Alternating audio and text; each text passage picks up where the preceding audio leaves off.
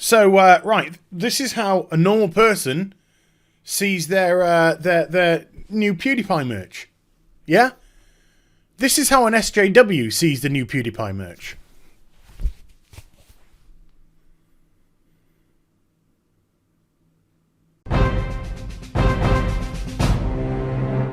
Hi everybody, it's Az here from HeelvsBabyface. So yesterday was the first gameplay reveal for Borderlands 3. Live on stream, got a lot of interest from a lot of people. I was currently streaming at the time, doing a little bit of a paint stream.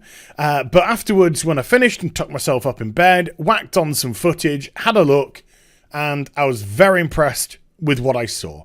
I'm a big fan of the Borderlands series. I adored Borderlands 1. I think I completed it 2 or 3 times.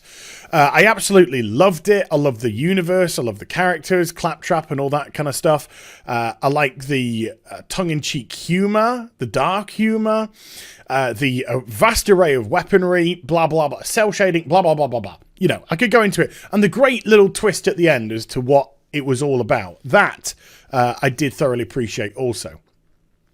And so when Borderlands 2 came around, I didn't finish Borderlands 2, but it wasn't because I wasn't enjoying it. Something else must have come along. I don't know what, but something else must have come along that distracted me, and I never managed to finish it. Although I did get pretty deep, ladies, into the game itself, but for whatever reason, never quite finished it. And it's been a long time coming for Borderlands 3, and I was very excited at the reveal. And yeah, I'm impressed with what I saw. It looks slick, it looks crisp. There's going to be so many more weapons, the different types of modes on the weapons. If it's a little bit of more of the same, fantastic. You know, if it ain't broke, don't fix it. And if you want to make these little tweaks and changes, like vaulting over, you know, if you want to make these little tweaks and changes and stuff like that, that's going to enhance the product. It's just going to make it slicker. It's just going to make it more fun to play, etc. So I'm very much looking forward to the release of Borderlands 3 itself. So with that said, I think the general reception of the gameplay has been very positive. I don't think I've even heard a single negative thing about it whatsoever. I think everyone pretty much seems on board with it. If that's the case, this is going to sell millions and millions of copies without any shadow of a doubt. And if it lives up to its expectations from what we've seen so far, absolutely deserves to as well.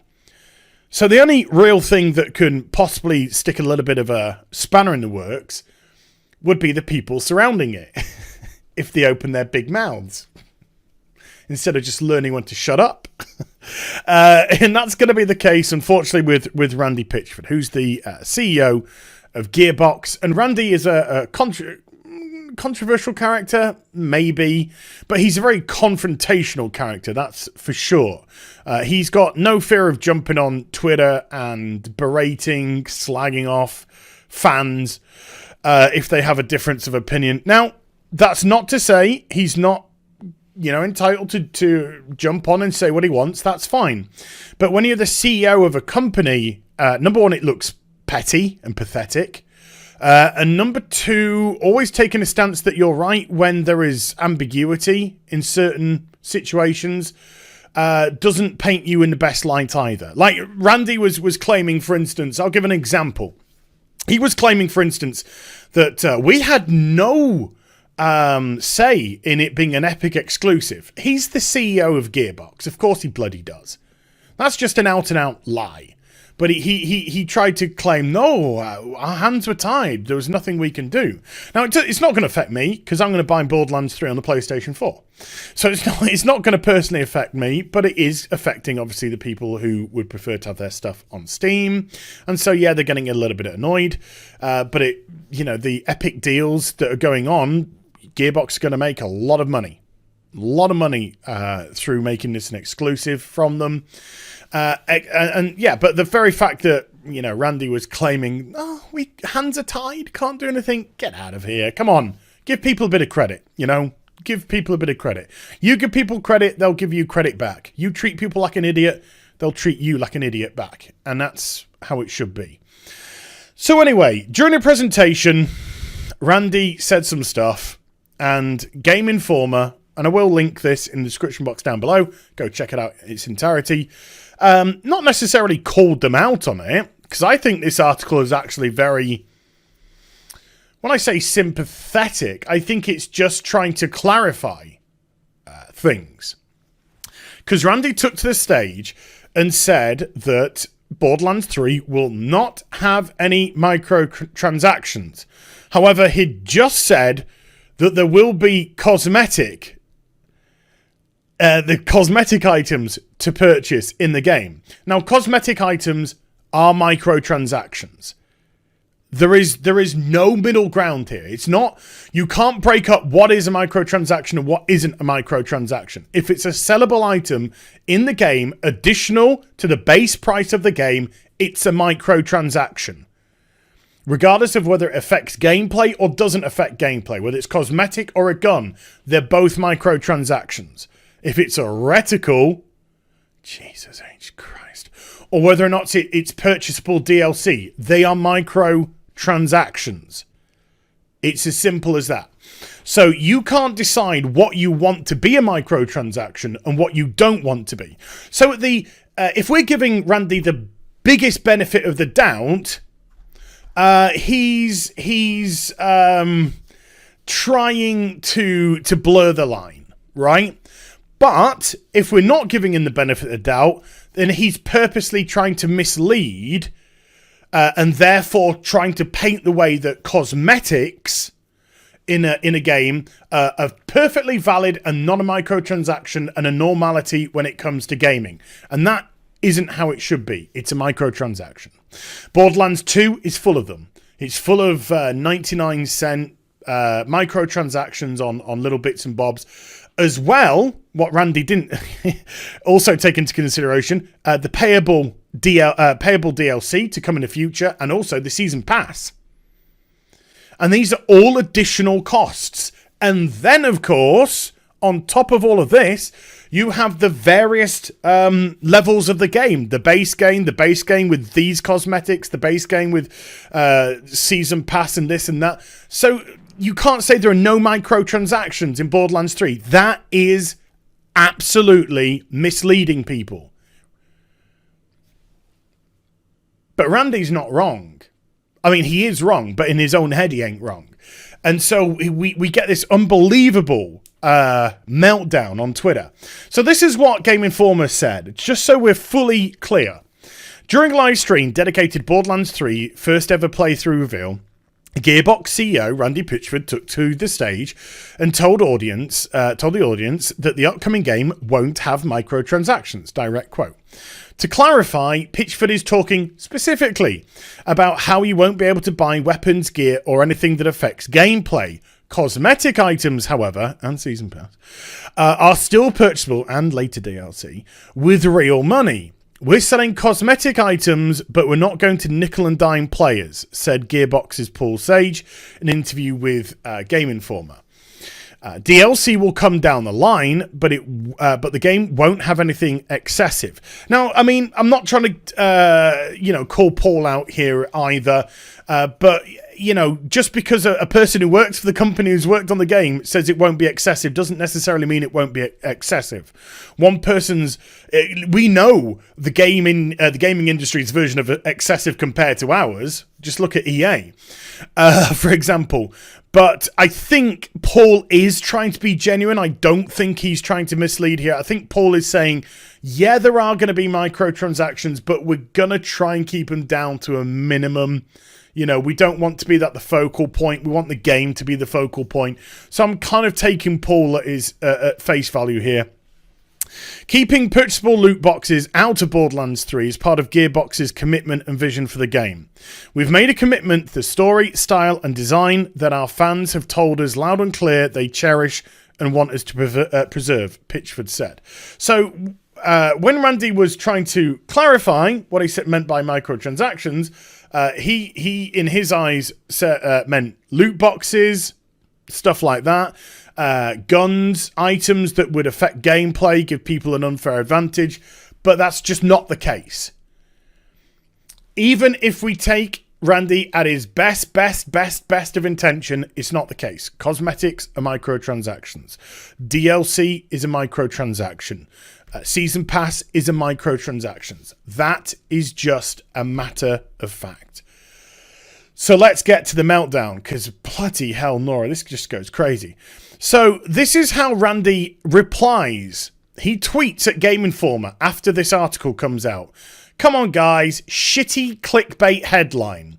Literally seconds before I said that, I made it clear we're going to do more cosmetic stuff like we did in Borderlands 2. You know I was talking about premium currency and loot boxes kind of stuff not being in our game. But the point is, Randy, it's your usage. It's your verbiage. You said no microtransactions, and that's not the case.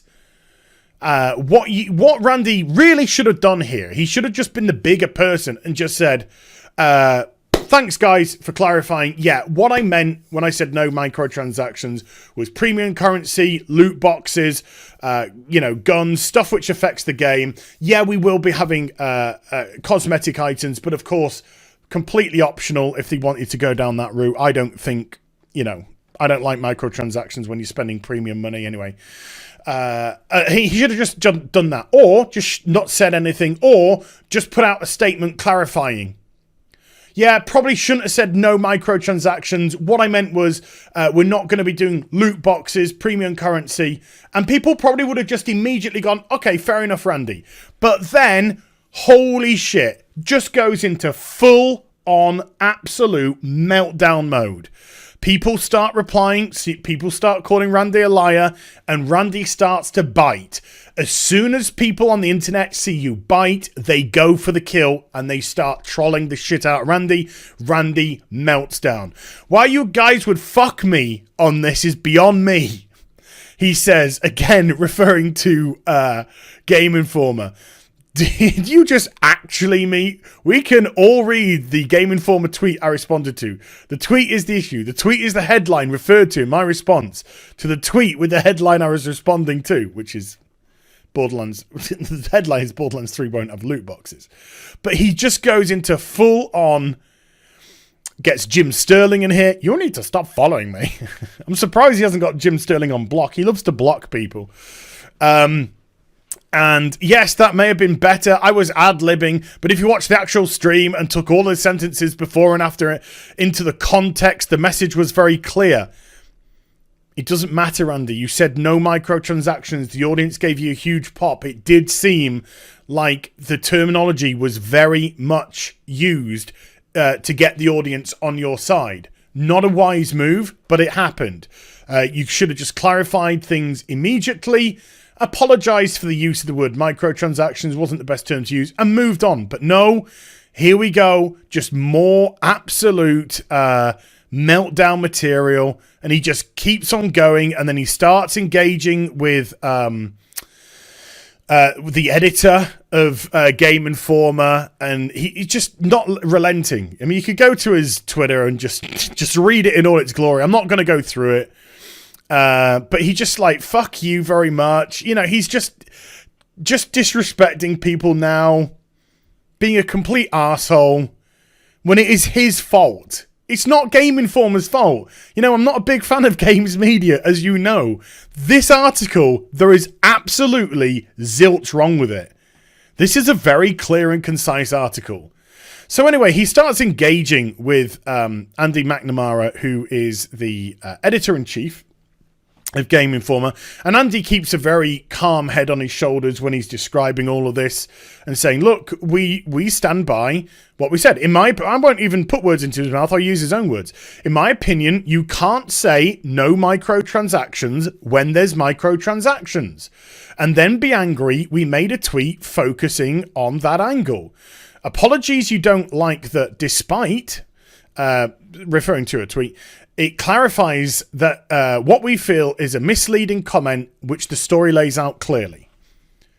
Nothing wrong with that. And then he just, again, you've got to read it for yourself, meltdown. Meltdown. Oh, I used to have respect for you. I love Games Informer. Why would you do this to me?